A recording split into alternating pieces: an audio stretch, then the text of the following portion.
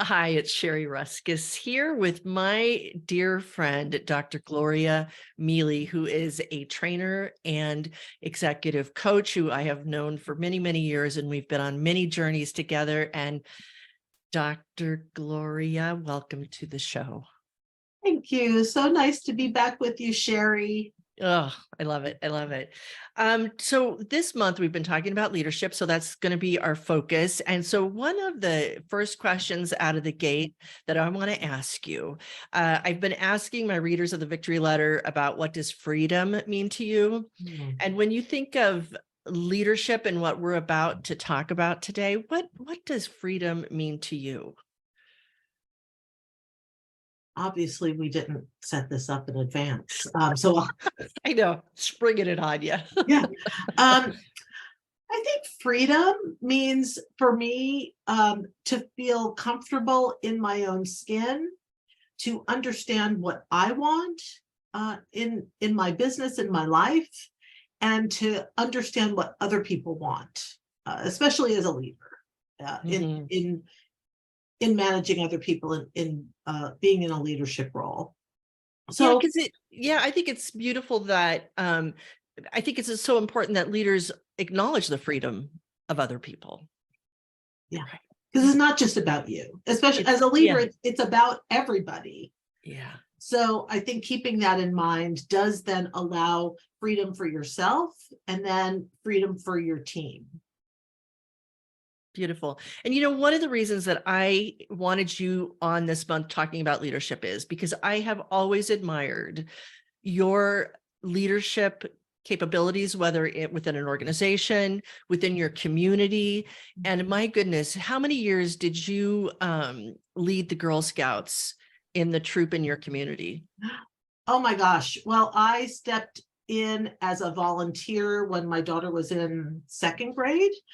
And then, and I, was a very active volunteer. And then I took on the troop leader role when they were in middle school, so like sixth grade, and they stayed in until 12th grade. And it's funny because it was because of the freedom we gave them to decide how they wanted to use the Girl Scout structure, right? So in high school, that's usually in middle school is when you lose girls in Girl Scouts. Right, And that's right. also when girls get disinterested in science, when they start clamming up about what they like, if it's not that they feel it's not socially acceptable. And what we did is really gave these girls a lot of freedom to decide how they wanted to utilize Girl Scouts to their interests. And they all stayed in until they were seniors in high school. Wow. And that just says so much and how it empowered them to do that. Yeah. That is fantastic. Yeah. So where would you like to take this discussion about leadership? I really want to hand it to you and use your expertise to form this discussion today. Thank you. Give me the freedom The freedom, yes. to forge the path ahead. Excellent. That's Thank right. you. Thank you. Bright shiny objects, we've talked a lot about that when we work together in the victory circles and helping women business owners. We talked a lot about entrepreneurship and bright shiny object syndrome. And the other thing that I like to think about in terms of leadership is emotional intelligence. And I think those two topics dovetail in some interesting ways. So I've been thinking about our discussion today and thinking about how bright shiny objects are so common that they get our attention when we're entrepreneurs. We're trying to develop what is our target audience, what is our target market, right? Really honing in on where our interests are. There are so many opportunities and possibilities, and that's part of what entrepreneurs are all about, right? Seeing the possibilities and solving problems and seeing where they can meet a need. But that can also get in the way and get us off of our path. Well, and it's interesting because, and that's one of the reasons why I started this podcast, renamed the podcast to the Bright Shiny Object, because I was diagnosed with ADHD back last spring, which I always knew I had, but it became official. And what is interesting to me is this whole bright, shiny object, how it's always brought up as such a negative, but it is the spark of the entrepreneur. If we don't have bright, shiny objects, we don't have new ideas coming towards us. And right. And so it's Yes. managing them. That's how I always look at it, is managing them. Absolutely. Yeah. And also that is your strength, right? Because Right. that is the strength that you have. It can become a liability if you don't know how to manage it. Right. Yeah. And I Most feel like, definitely. yeah. Same, girl, same. So that's where emotional intelligence comes in. So I know we've talked about this before, but emotional intelligence is really how you understand your own emotional life and the emotional life and needs of others, and how you manage that for yourself and in relationship. And obviously we are emotional beings. That is what brings us life and motivates us, right? When you think about your why do you do what you do? It's really where you find that spark and that passion and that energy. So emotional intelligence is really getting a deeper understanding of all of those things that make us human and bring who we are to the table. And then also understanding other people. So I really see the self-management piece, because it's all about understanding yourself and managing yourself and your emotions, and then understanding others and managing others and your emotional experience and relationship with them. So with bright, shiny objects, that really is about self-awareness. Where is your attention drawn? And then how do you manage that? The self-management. Well, and it was interesting when I decided to get the diagnosis, just to see, someone had said, why don't you just check it out and see? Because we were having a conversation about another coaching colleague and I were having a conversation about ADHD. And it's interesting. Once I discovered, yeah, it's true. It's not just, my entrepreneurial self. There is something, and really looking at the management of it. And coping, right? It's all right. It's right. How do you cope? How do you cope with strong emotions? How do you cope with your attention? Where do you focus that energy, and being really intentional about it? And I think getting a diagnosis, finding out, right? So you gain self-awareness. Yep. Through that At assessment. 65 years old, I might say. Well, lifelong learning is a thing. Totally. And that's something I know you and I value a lot. Very much. You can live ignoring things. You could stop learning, and then I don't know. I don't know what that's like. Yeah, nor I.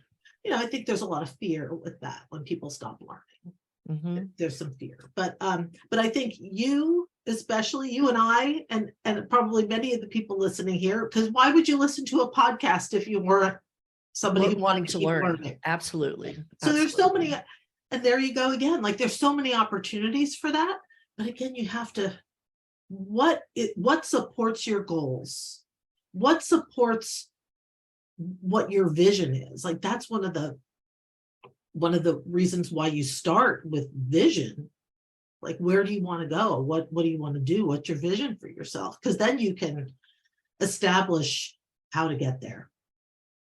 And how would you say, from a coaching perspective, to unpack that? So what does that mean, emotional intelligence, and how do I even begin to go there? Yeah, great question. One of the things I always start with, in my coaching practice, I always start with assessments. And as you know, I love to focus on strengths, because we spend a heck of a lot of time focusing on what's wrong with us, focusing on what's not working, on where we're failing. And especially as women, we are more prone to do that than our male counterparts. So I really like to start with a couple of assessments, and I start with a strengths finder. So really helping people figure out their top 5 strengths, where they work at their best. And then also an assessment on emotional intelligence. And so that is a direct assessment of emotional intelligence, but that's all starting in that self-awareness category, which I mean, that is really where we have to start. So I like to do assessments, encourage people to journal. to write things down, to do some kind of behavior and thought tracking, depending upon what people's overall goals are. But self-awareness is key. So I love the assessments, and I love that you took a recent assessment that really opened your eyes to some different ways of understanding yourself. Yeah, tapping into what's going on up here in this brain of ours. Yeah, there's a lot going on. There's a lot. And then for the self-management piece, really thinking about your coping skills, thinking about what happens when you are emotionally activated, and how do you manage that for yourself. So thinking about the bright, shiny object. So, I heard about a new podcast. I want to check that out. Maybe you've got a ton of other stuff on your calendar. When can you do that? And does it make you say, oh, hell yeah? I actually read that recently. Somebody asked somebody, oh, would you like to participate in this? And they said, if I don't think to myself, hell yeah, I'm going to say no. I love that. I love it too. You have to be excited. Maybe that's what we'll name this podcast. Hell yeah. The hell yeah podcast. Yeah. And it's interesting, and it's finding the places in your day. Like for me right now, gardening season has begun. And so it's a great place for me to listen to podcasts, Audible books, etc., because that's what I'm doing. I go through them like water because I'm out there a lot. So and I know that I don't want to take that time anywhere else because it's the best time for me. And I really seem to absorb it more during that time. Yeah. And again, having that vision and plan and being clear about what you want, then you can, and just taking some time to assess, is this something that's going to help me reach my goal? Or is this something that's going to pull me off the track? So again, it's that awareness, it's stopping, it's reflecting, it's making that pause between thought and action. Because a lot of times we all have habits. Boom, boom, boom. We're just in it, right? We're just in that auto zone. So I think that's another, like mindfulness. I'm sure that you talk a lot about mindfulness. And I know you practice mindfulness, and we all do that in different ways. And that is a practice that can really help with self-management, because it is attending to the here and now. What am I feeling? What thoughts are moving through my mind? And then if you're using that in an intentional way, how can you then take action that supports where you want to go? Yeah, and really calming it down. It's why I love, the morning momentum practice, and, just really starting off calm instead of like slamming into the day, going, okay, here's the list. Here's this to-do list. I got to get it done. Yeah. Because it makes, especially as women, we have so much on our plate, right? Yeah. The multitaskers that we are. So true. Yeah. But it is, again, that self-awareness of what helps me, like what is a practice that helps me. So maybe it's starting your day with the mindful moments and coming up with your own set practice, of rituals and practices. Maybe it's at the end of the day reflecting on what you accomplished and now what you want to start with the next day. So that's a way to the to-dos. I like to think of it as the to-dos. Yeah. Right. What are my to-dos today? And acknowledging yourself, right, for it. Yes, exactly. That's why to-dos are awesome, because it's exciting. It's that, again, that passion piece that keeps us really engaged and energized, and also clears out the stuff that's in your head, so that then you can relax a little, or you can move on to the next thing without having that niggling worry in the back of your head. What did I forget? What am I supposed to do tomorrow? The structure can be so helpful, and figuring out for yourself what kind of structures work best. And then how do you feel that guides us? We have a little bit of a leadership crisis happening in our country right now, not to get political or any of that, but it's this important piece, I believe, for each of us to step into our own leadership role, whether it's as a parent, as in your community, on a larger scale. Like, talk a little bit about that, and how getting this emotional intelligence piece, did I say that right? Yeah. In place so that you can be a better leader. Yeah, yeah. And part of that is understanding what is important and where is the noise. So the more you're aware of yourself and how you can manage all of the many things that are on the table, then you can understand where do you want to be putting your energies and your focus. So I still volunteer quite a bit. I've been on the board for many years of a women's advocacy and education organization. That's something that is very important to me. Making time for my coaching practice within this other position I've been doing the last 5 years of doing training and leadership development in the healthcare workforce. Still very committed to women entrepreneurs and women's business development and leadership development. So really understanding where that excitement lies and how to make some time for that. And I think in terms of the leadership crisis, I think everybody is a leader and everybody has a role to play. So definitely, encouraging people to get active in your community and knowing who the players are. But I think one thing that we're really missing in leadership in some areas is another piece of emotional intelligence, which is empathy. And that is the awareness of other people and the taking perspective of other people. And there's a lot of different ways to develop empathy. And I think people look at empathy as being soft or being outside their comfort zone in some way. And it's been, there are some states that are trying to outlaw social emotional learning in schools. Like, why wouldn't you want your children to take the perspective of other people, right?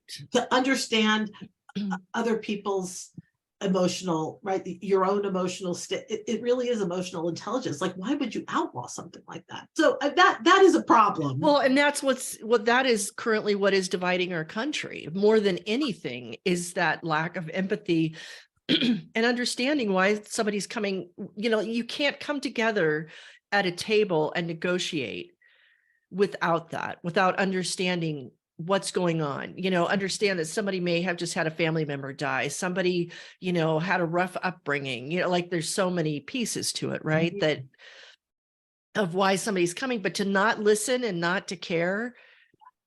Yeah, it's the caring. It is. It's caring and it's perspective taking, and it's caring enough to understand where somebody else is coming from. I just read this really excellent book called Bias by a psychologist, Jennifer Eberhardt from Stanford. She's a social psychologist who has done amazing work. She works in police forces, especially trying to help them understand their bias in policing and minimize that, because that's where some of those automatic responses come in that lead to violence and to higher rates of police brutality. And so she works in police forces, but like a lot of the studies show that it really is taking another person's perspective, taking that pause to understand what's going on outside of you, that can short circuit bias, short circuit those implicit automatic thoughts that we have. But it really takes that step and that willingness and intention to understand others. Yeah, and just to get out of your own head a little bit, right? Because I think there's so much of that going on, that this is the direction, this is what I want. And would you say, like, to start where you are? And I mean, I it just comes into my mind thinking about young mothers, like, I recently gave a talk, and I was telling a story about when I was a young mother, and like there's so much on your plate, so much, especially if you're a entrepreneurial working mother, or a working mother at all. And so it's like, talk a little bit about, start where you are. And like you did with the Girl Scouts. I mean, it gave you time to be with your daughter, and Yeah. yet you were leading all these other girls as well. And I think starting where you are also has to do with self-awareness and self-acceptance. Mm. And that tendency we have to be super self-critical. So you can focus where you are as all the places where you're falling down, all the places where you need to be doing something else. But really, starting where you are is having empathy for yourself. Mm. And understanding maybe that you're having a reaction to something, you are depressed, you maybe have been drinking too much, whatever it is, but you have to start in that place and not be running off, or judging, but really starting in that place and then moving from there. Beautiful. What else? I mean, what other boundaries perhaps should we be putting up around ourselves to keep us in this emotional intelligence place? Because, as much as perfect world, and we know as coaches and human beings that there's other people that come in and mess up the waters that we had just calmed down. Yeah. And I think that's where the mindfulness comes in too, because that's why they call it practice. It's never going to be perfect. It's always something that you're working on. You're self-aware. The whole emotional intelligence piece, that's a lifelong learning practice too. I'm also involved in our the work I do at UCLA. I'm involved in our diversity, equity, and inclusion group, and I've totally lost my train of thought, just in case your editors are wondering. You what? I totally lost my train of thought where I was Oh. going. And that is why this is a free flow conversation. So at UCLA. Yeah, the DEI work that I was, and I need to go back to the thing we were talking about before that, boundaries. Self-awareness, All right, well, we'll have this as an editing moment. Okay, I'll go back to boundaries. Okay, all right. People who get in your head. So I'm trying to think what we were just talking about. Boundaries, people who get in your head, things going on around you. What was I going to say about the DEI? It'll come back to me. Boundaries. So boundaries are another, again, self-management, self-awareness practice. That understanding that no is a complete sentence. And love that one. Yeah. And knowing when to say no, again, to things that are not serving you. And sure, we get a lot of pressures from outside of us, but those little steps that we can take, and just not beating yourself up and being able to protect your space. I've really enjoyed following some writers who talk about rest, especially in the DEI, the diversity, equity, and inclusion space. Just all of the labor that Black people and other people of color have to do because of discrimination, because of implicit bias. And sometimes just saying no and resting. I mean, think of, people don't want to talk about race. It's very uncomfortable. I'm a white woman, that I don't have to talk about race because I'm in a place where it doesn't impact me every day.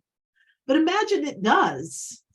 Like how exhausting that must be. And like that's something that has really come to my attention in conversations with some of my friends who are friends of color, like how exhausting it is to be a person of color in this world. And how in this country, I mean, this country, especially in this country, yes. And I think it's all over the world, but it's especially in this country.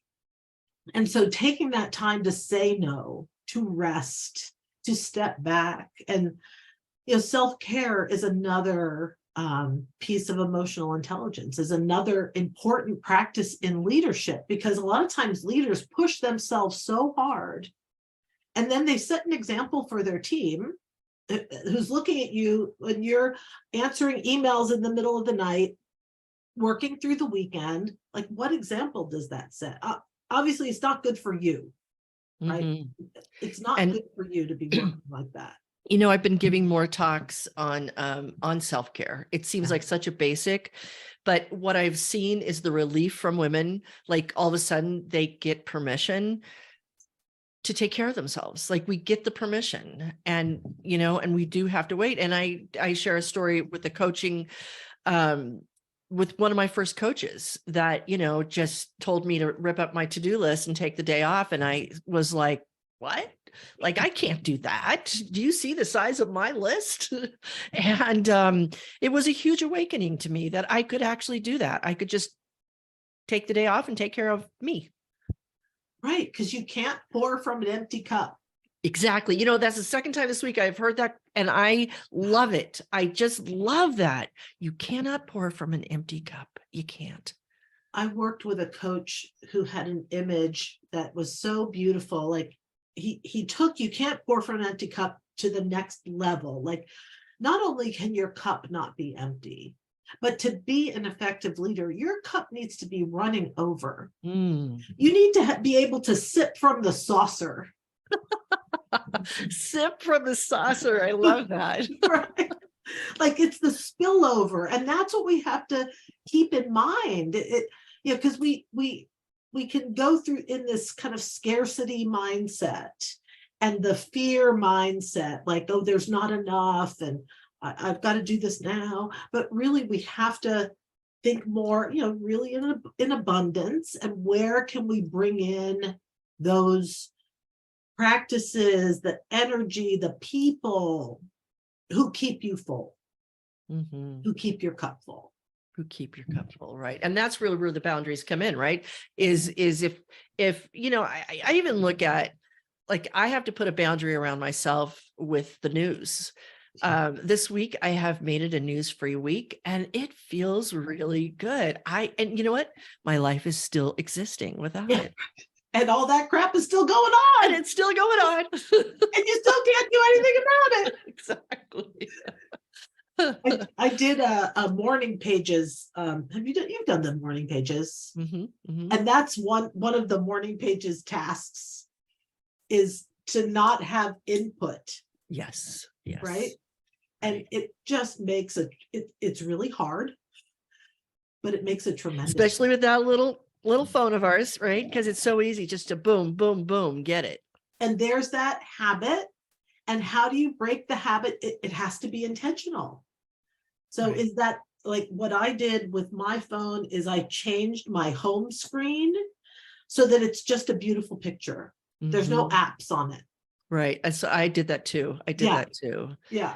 And it's funny because my son and his way, the last time I was together with him, he put on there, what does it say? It says, I am stress-free. Oh. Yeah. So, like, having reminders around you of that is really cool. Like, she believed she could, so she did. Like that. Exactly. Love that reminder. So she did. Yes. And then I'm a little busier than that. I have a little busy background, but I got my breathe background. I've got my love, my radical empathy reminder. Yeah, you should see what's all in front of me.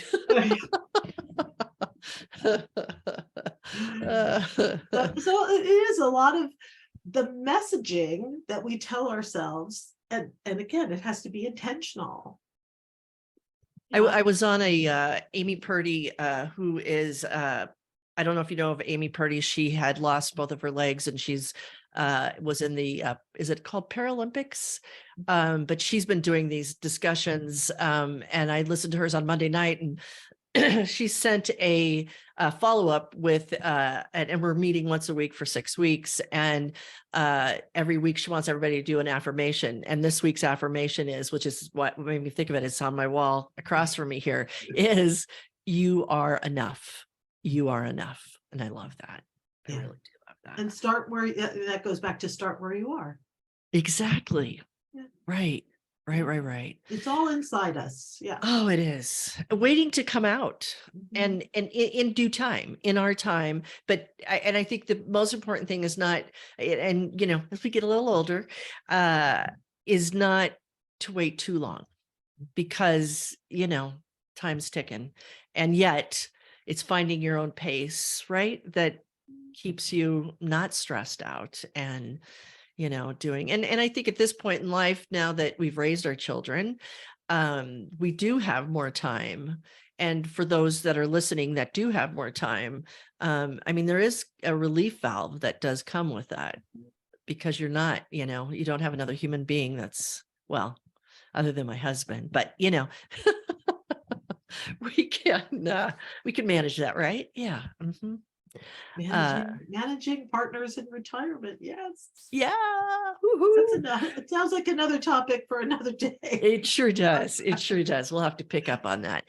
So as we wind up here, any final thoughts on this that you'd like to share, that that you think our listeners could benefit from?